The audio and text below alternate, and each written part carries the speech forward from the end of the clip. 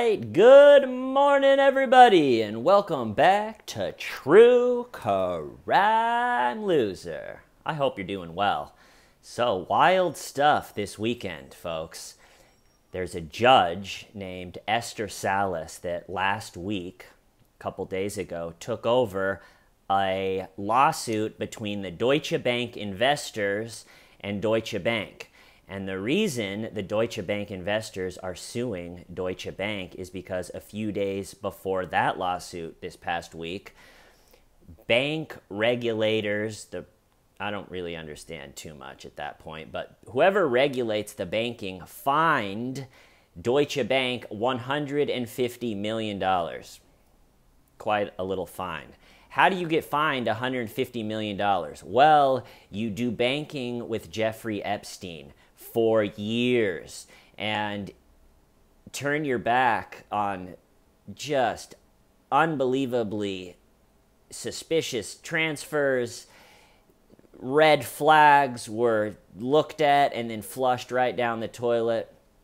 People lower in the Deutsche Bank, lower in the company would alert the higher ups, hey, some lawyer for a Jeffrey Epstein just asked us how much cash that they could take out every day without raising any red flags. And pretty much in order to move and launder and clean as much money as Jeffrey Epstein needed to do to support his lifestyle, you need a bank in on it with you, or at least a bank that is just going to turn the other way and just be like, you know what? I like to make money more than I like to be a human being. And so for years, Deutsche Bank allowed Epstein to run his operation, all right? And then it all came to a head. They were fined $150 million. They came out and said, yeah, we regret our relationship with Jeffrey Epstein. We had weaknesses in our processes. That's what it was. We had processes, but there were weaknesses in them. We should have caught what he was doing, but darn it, the processes. If I was working at Deutsche Bank and I got in trouble, I would use the same line. Like if the branch manager brought me in and they say, Mr. Sharp, we're looking at your portfolio here and you are underperforming. Really, really underperforming.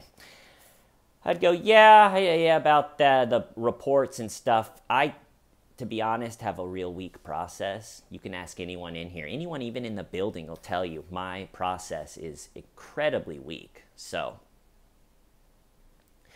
I guess I'll try to work on that, sir. And, okay, so they were Epstein's bank.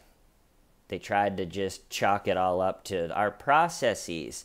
And then, so they were, this past week, fined $100 million by a bank regulatory agency.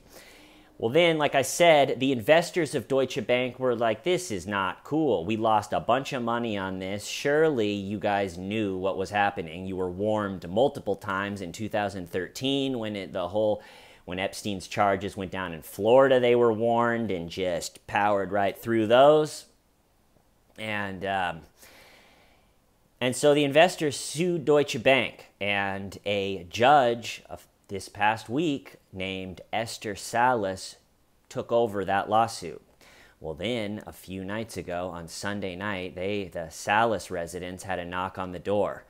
Her husband opened the door to a man in a FedEx uniform who shot Esther's husband, who's also a lawyer, a number of times. He's been in intensive care. I think he's had 2 surgeries right now. He's got to have another one today.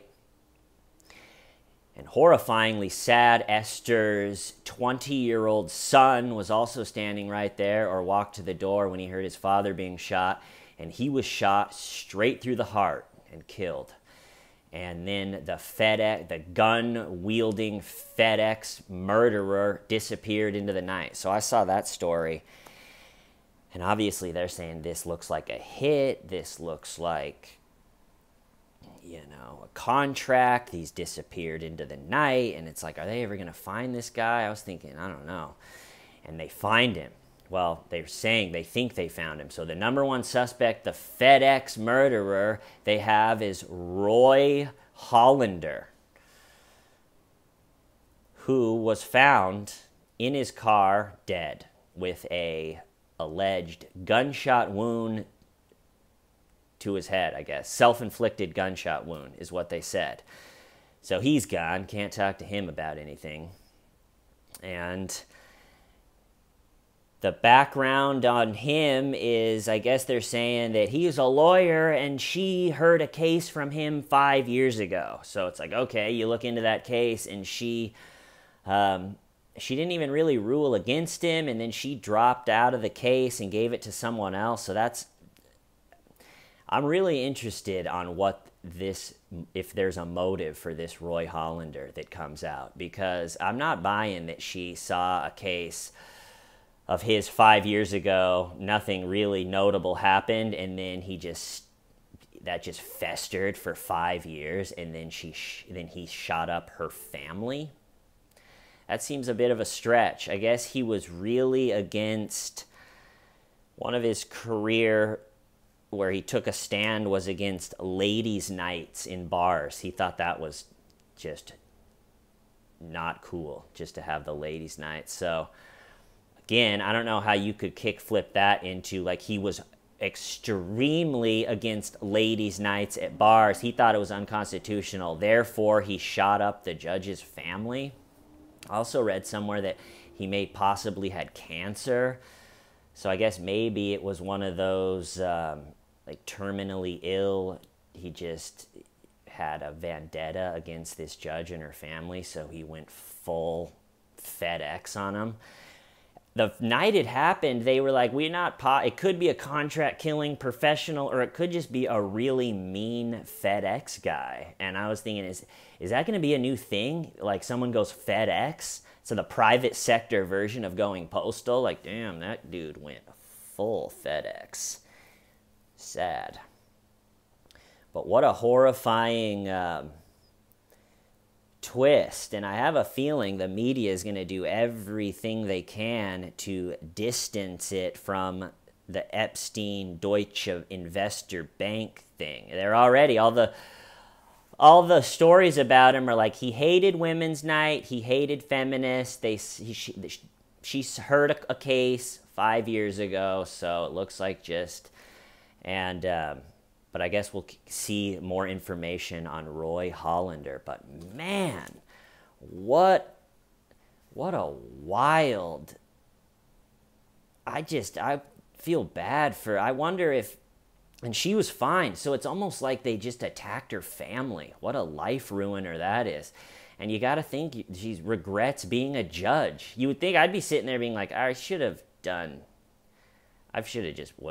an engineer or something, you know. You're sitting there, but I feel horrible for her and her family to lose a son, and hopefully her husband recovers, but unimaginable. Another case that I was following, I think I'm going to maybe follow it, really get into it more today and find out more of the details, but last week, a tech millionaire who's 33 years old, he's like 33, 34 years old, lives in the Lower East Side in Manhattan. I was thinking about doing a story down there. It's a neighborhood I haven't brought you guys. We could do a walkabout down there. But this tech millionaire is 33 years old. The neighbor calls authorities and says, yeah, I heard my neighbor screaming and yelling, and then as the tech, if I understand it right, the tech millionaire's cousin checked on him the next day, and they found him in the apartment dismembered. And it looked like whoever was dismembering him was interrupted by her buzzing or trying to get in, and then ran out the back. So imagine that grisly discovery.